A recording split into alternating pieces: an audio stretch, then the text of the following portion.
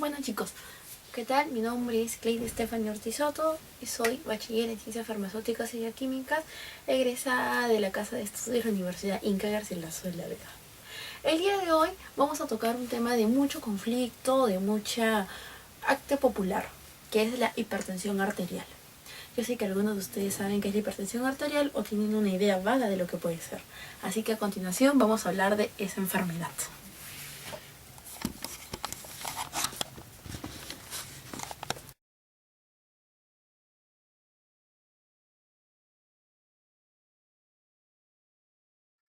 ¿Qué es la hipertensión arterial?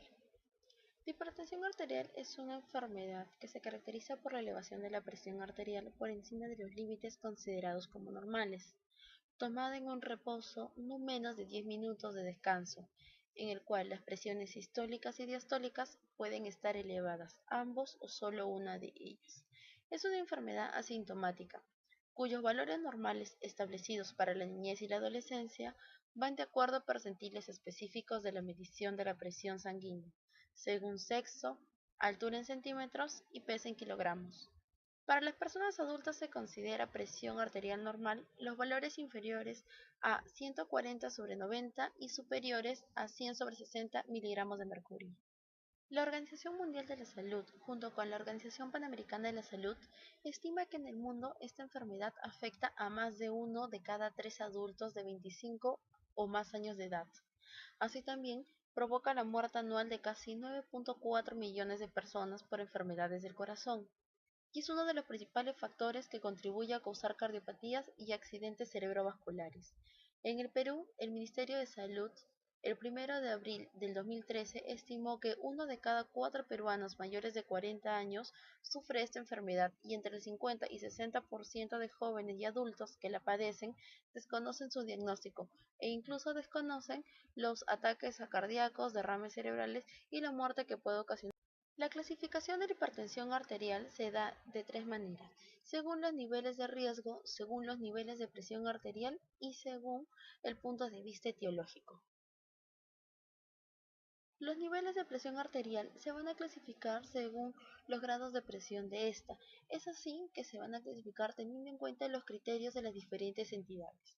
El primer criterio está dado por la Organización Mundial de la Salud, la Sociedad Internacional de Hipertensión, la Sociedad Europea de Hipertensión y la Sociedad Europea de Cardiología, en los cuales van a distinguir tres grupos de presión arterial: una presión arterial óptima, una hipertensión que se va a dividir en tres grados: leve, moderada y severa, y una hipertensión sistólica aislada. Esta tabla fue hecha en el año 2007. En el siguiente recuadro podemos observar los criterios de clasificación según las cifras de la presión arterial. Esta clasificación la hace el Comité Nacional Conjunto Americano en Detección, Evaluación y Tratamiento de Hipertensión Arterial en el año 2003, en los cuales, en sus criterios de clasificación, vamos a tener la novedad de la prehipertensión. Continuando con la clasificación de esta enfermedad, tenemos según los niveles séricos, los cuales se van a clasificar de acuerdo al grupo de riesgo en tres: en grupo de riesgo tipo A, en los cuales no va a haber factores de riesgo ni tampoco evidencia clínica de daños a órganos blancos. Cuando nos referimos a daños de órganos blancos nos referimos al cerebro y al corazón. Grupo de riesgo tipo B, con factores de riesgo que no incluye la diabetes mellitus. No hay evidencia clínica de daños a órganos blancos.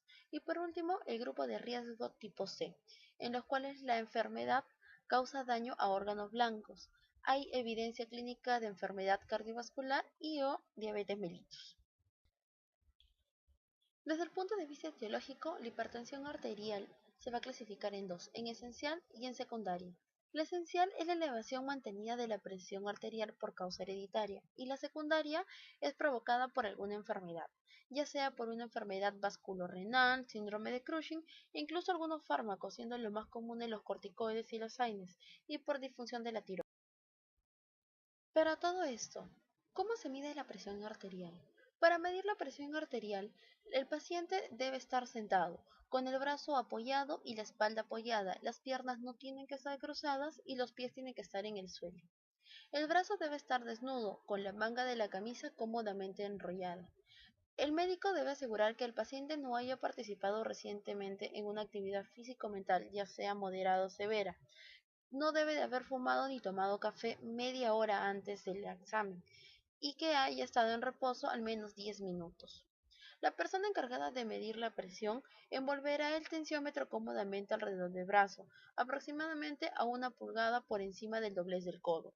La bolsa de aire debe de cubrir un 80% de la circunferencia del brazo. A medida que la presión baja, se registra la lectura. Apenas se escucha el sonido de la sangre pulsando, esta es la presión sistólica. El procedimiento se puede realizar 2 o más veces. Es importante recalcar que todo paciente que acude a consulta médica tiene que ser medida la presión arterial, registrando los valores encontrados en el expediente clínico. Se investigará por hipertensión a toda la población con antecedentes hereditarios, a personas obesas, personas que han padecido la enfermedad o que padecen, la enfermedad de diabetes mellitus, o a toda la población expuesta a factores de riesgo, como son el tabaquismo, alcoholismo, uso de drogas, sedentarismo, estrés y hábitos alimentarios inadecuados. Para el diagnóstico de esta enfermedad se realizan diferentes exámenes de laboratorio, siendo los más comunes el electrocardiograma, los triglicéridos, análisis de orina, hematocrito, glucosa sanguínea y perfil lipídico tras de 9 a 12 horas de ayunos. El tratamiento de esta enfermedad tiene como objetivo la disminución de la mortalidad y morbilidad cardiovascular y renal. El tratamiento no farmacológico consiste en la realización de actividad física, reducción del estrés, abandono del tabaco, moderación en la ingesta de alcohol, control de peso, normalización de triglicéridos y moderación en el consumo de sodio. En este último se recomienda el consumo de sodio moderado de 1 a 1,4 gramos diario. En lo que respecta al control de peso, el paciente deberá consumir en todos los tiempos frutas, tomar más de 8 vasos diarios de agua, evitar el consumo excesivo de azúcares y chocolates, así también como no consumir frituras en exceso y de preferencia se va a recomendar utilizar una cucharada.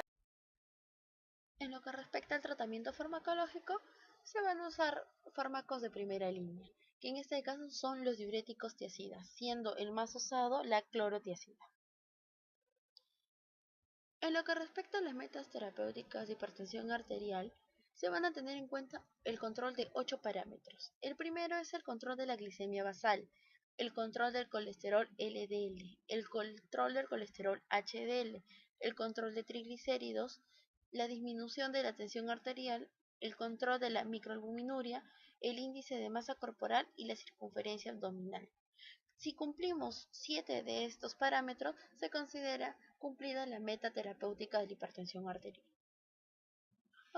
A continuación podemos observar algunos de los folletos que utiliza el Ministerio de Salud para el control de la presión arterial, así también como algunos de los folletos que fueron repartidos en el año 2007 para la campaña gratuita de hipertensión arterial. Y, por último, un panfleto utilizado por la Organización Panamericana de la Salud. Conoce tus números, mide tu presión arterial y cuida tu corazón. El Día Mundial de la Salud fue el 7 de abril de 2013.